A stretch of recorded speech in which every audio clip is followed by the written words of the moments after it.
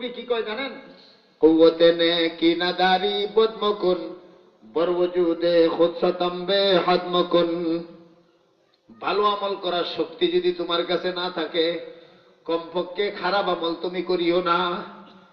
ভালো আমল করার শক্তি তোমার নাই, খারাপ আমল করিও না। এরপরে কি কয়? বরওজুদে খুদসতম্বে হাদমকুন। তোমার অস্তিত্বের উপর শক্তির বেশি জুলুম করিও না।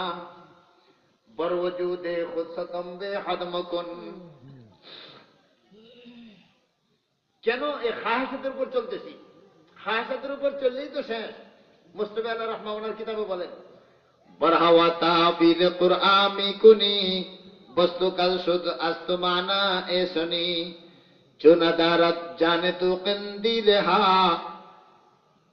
বাহরে দিন আশমি কুনি তাবিল হা করদাই তাবিল লফজে বিক্রেরা খেসরা তাবিল কুন্নাই জিক্রেরা। কবি বলেন, খায়সাতের উপর পড়িয়া কোরআন শরীফকে তাবিল করিয়া তোমার সাথে ফিট করতেছ।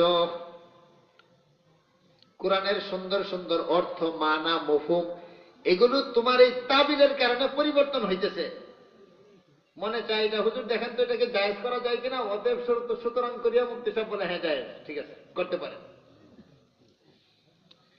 চুনাদারাত জানে তো কিন্দিলে হা, চুনাদারাত জানে তো কিন্দিলে হা। যখন তোমার দিলের ভিতরে বাতি নাই, ফোকাস নাই, লাইট নাই, এই জন্য পারতেছ না। বাহরে দিন আশমি কুনি তাবিলে হা। এই জন্যই কোরআনকে তোমার হায়াসাতের লগে লাগাইবার চাইতেছ, মন মতো কোরআনকে তাবিল কিরা ব্যবহার করতে চাইতেছ। করছো কি তুমি? করদাই তাবিল লফজে বিক্রেরা। কোরআন শরীফের একটা শব্দ জিকির, একটা শব্দ বিকির।